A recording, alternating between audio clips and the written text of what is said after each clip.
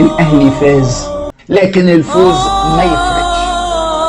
الاهلي فضل في المركز الثالث لان الزمالك فاز على سيراميكا كيلوباترا 1-0 وفاز كمان ببطولة الدوري المحلي.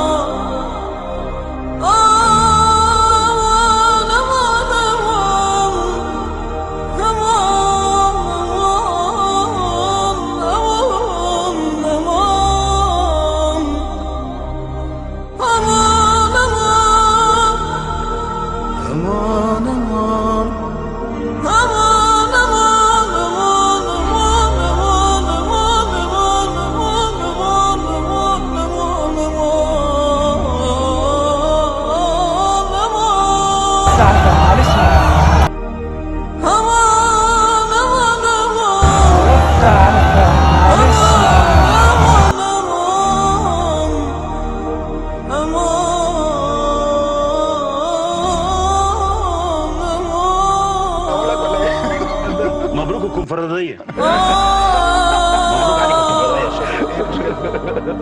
مبروك عليك الكونفدرالية يا شباب.